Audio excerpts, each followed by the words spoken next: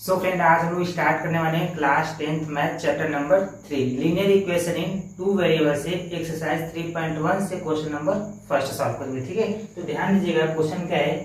Aftab tales his daughter 7 years ago I was 7 times as old as you were then, also 3 years from now I shall be 3 times as old as you will be। ठीक है, देखिए मैंने जहां तक question main था मैंने वहां तक लिख लिया। ठीक है, अब देखिए क्वेश्चन क्या बोल रहा है? Aftab tales his daughter, Aftab अपनी पुत्री से कहता है। ठीक है, क्या कहता है?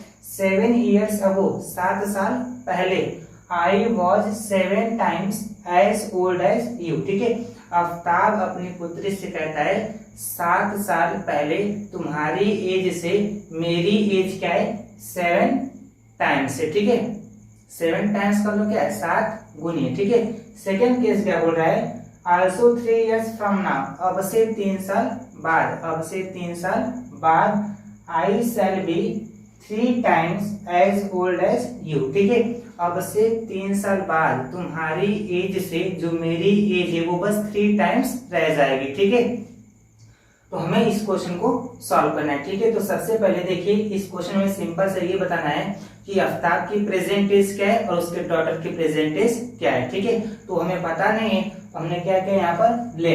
Late the present age of Aftab be x years and the present age of his daughter be y years। ठीक है, देखिए कितने साल पहले की बात की गई है? 7 साल। ठीक है, तो यहाँ पे लिखेंगे 7 year।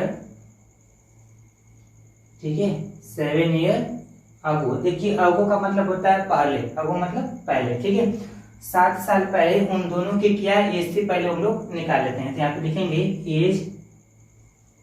ठीक है, age of Aftab, age of Aftab, फिर इसी के नीचे लिखेंगे एज। ठीक है, एज ऑफ हिज डॉटर। ठीक है, एज ऑफ हिज डॉटर। ठीक है, अगर मैं आपसे कहूं, अगर मान लीजिए कि इस समय आपकी एज 17 साल है। ठीक है, तो 7 साल पहले कितना रहा होगा? 10 रहा होगा। ठीक है, जो 17 साल था आपका एज वो प्रेजेंट एज है। ठीक है, मैं जितना पीछे बोल रहा हूँ आप क्या कर रहे हैं? माइनस कर ले रहे हैं। ठीक है, तो वैसे ही इस समय आफ्ताब की जो प्रेजेंट एज है वो कितनी है? x है। 7 साल पहले जा रहे हैं तो माइनस हो जाएगा। ठीक है, ये कितना आ जाएगा? x माइनस 7 और ये ईयर, क्योंकि ये हमारा क्या है? एज है। ठीक है, वैसे ही डॉटर का निकालेंगे तो ये कितना हो जाएगा? y माइनस 7 ईयर्स हो जाएगा। ठीक है, अकॉर्डिंग टू क्वेश्चन, यहाँ पे लिखेंगे अकॉर्डिंग टू क्वेश्चन।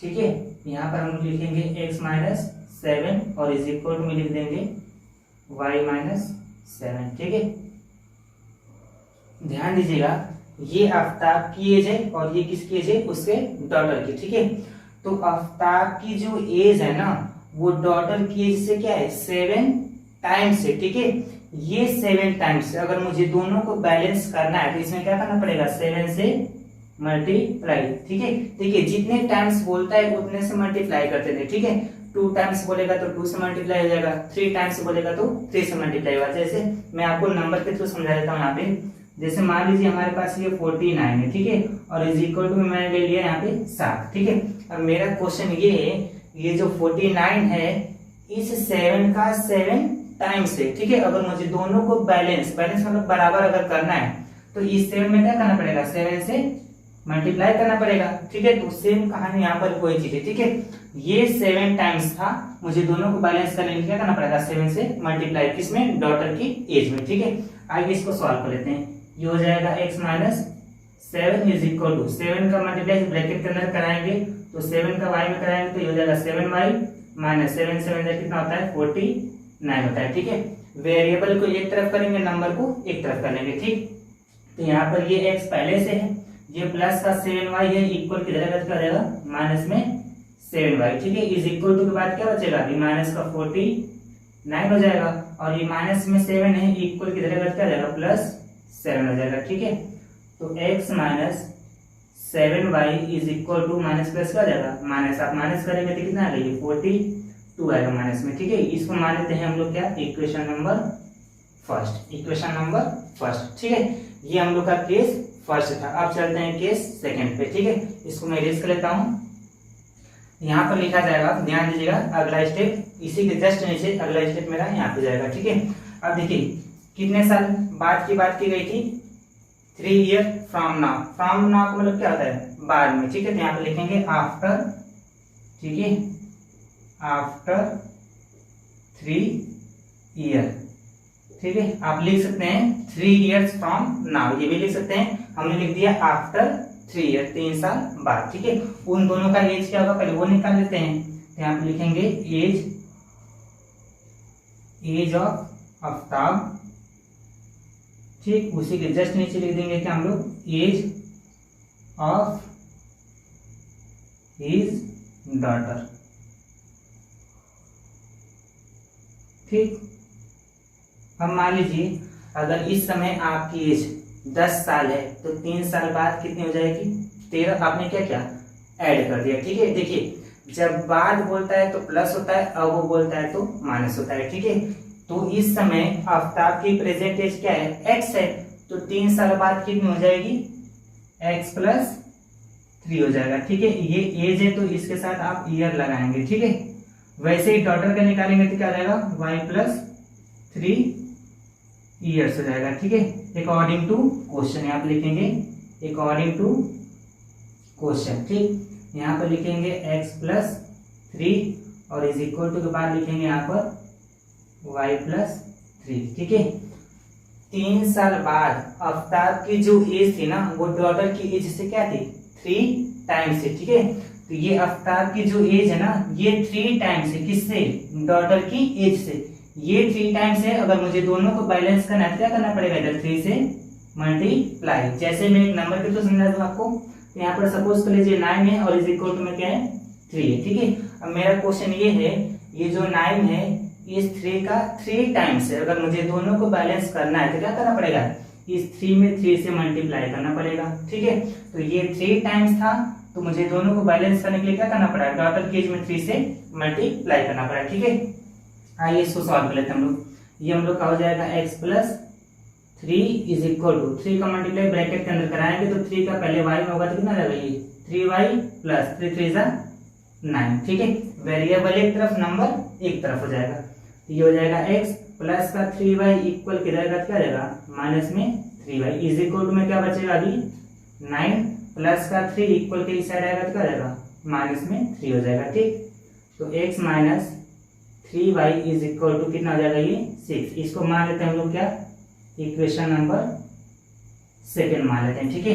अब इक्वेशन फर्स्ट और सेकेंड को आप सब्स्टिट्यूशन मेथड लगा लीजिए या फिर इक्वेशन नंबर फर्स्ट और सेकेंड में एलिमिनेशन मेथड लगा लीजिए, ठीक है। दो इक्वेशन को 3 तरीके से सॉल्व कर सकते हैं, सब्स्टिट्यूशन मेथड, एलिमिनेशन मेथड और एक होता है क्रॉस मल्टीप्लिकेशन मेथड, ठीक है। तो क्रॉस वाला शायद इस बार सिलेबस से रिड्यूस हो गया है, ठीक है। तो 2 ही मेथड हम लोग के पास बचा, सब्स्टिट्यूशन और एलिमिनेशन, ठीक है। तो इस क्वेश्चन को हम लोग लगाएंगे एलिमिनेशन मेथड से, ठीक है। तो मैं ये इरेज कर लेता हूं, आप स्क्रीनशॉट मारना हो तो मार लीजिए, ठीक।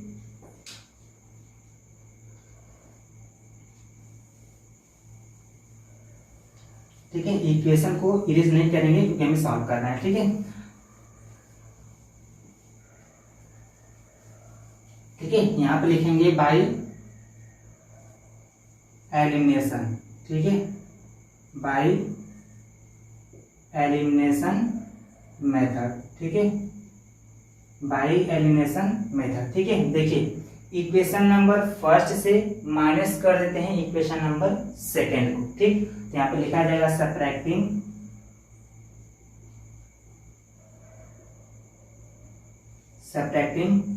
Equation second from equation first, ठीक है। इक्वेशन सेकेंड को माइनस किया जाएगा किससे, इक्वेशन नंबर फर्स्ट से, ठीक है। तो सबसे पहले इक्वेशन नंबर फर्स्ट को लिख लेते हैं। इक्वेशन नंबर फर्स्ट क्या है, x minus 7y is equal to कितना, माइनस में 42, ठीक है।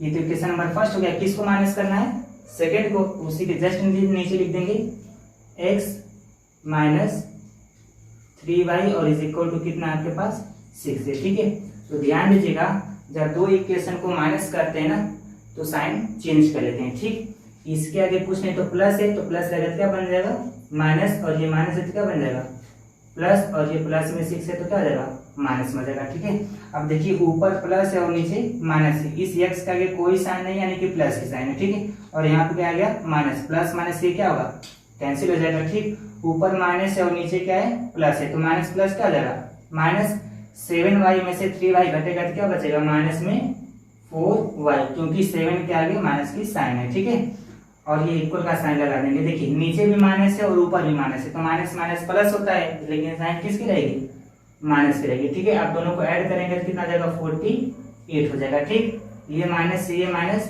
कैंसिल। ठीक है, 4 के टेबल में 48 कितनी बार में आता है 12 बार में, तो y की वैल्यू कितनी आ गई 12 आ गई। ठीक है, y की वैल्यू मिल गई। अब हमें चाहिए किसकी वैल्यू x की वैल्यू। ठीक है, तो x का वैल्यू आप इक्वेशन नंबर फर्स्ट से भी निकाल सकते हैं और सेकंड से भी निकाल सकते हैं। ठीक है, इसको मैं इरेज करता हूँ। ठीक, यहाँ पे लिखेंगे पुट, ठीक है पुट या putting, put value of y in equation second. ठीक है, y की जो वैल्यू आई है ना इसको मैं क्या करता हूँ इक्वेशन नंबर सेकंड में पुट कर लेता हूँ। ठीक है, तो ध्यान दीजिएगा इक्वेशन नंबर सेकंड वो रहा हम लोग के पास। ठीक है, तो इक्वेशन नंबर सेकंड को मैं यहाँ पे लिख देता हूँ x minus 3y is equal to कितना 6 है। ठीक है, ये हो जाएगा x माइनस 3 इंटू y की वैल्यू कितनी है 12, तो यहाँ पर पुट कर देंगे y की जगह 12 और इज इक्वल टू कितना है 6 है। ठीक है, ये हो जाएगा x माइनस है तो माइनस 12 इंटू 3 कितना आ जाएगा 36 और इज इक्वल टू में कितना है 6 है। ठीक है, हमें x का वैल्यू चाहिए ना, तो ये माइनस 36 से इक्वल टू उधर जगह क्या जाएगा प्लस का हो जाएगा, तो x इज इक्वल टू में 6 प्लस 36 हो जाएगा। ठीक, तो x इज इक्वल टू में आप दोनों को ऐड करेंगे तो कितना आएगा 42 आएगा। ठीक है, अब हमने x किसको माना था आफ्ताब की प्रेजेंट एज को। ठीक है, तो लास्ट में हम लोग लिख देंगे यहाँ पे। ठीक है, इसको मैं इरेज कर लेता हूँ। ठीक है, लास्ट में क्या लिख देंगे देयरफॉर। ठीक है, देयरफॉर प्रेजेंट,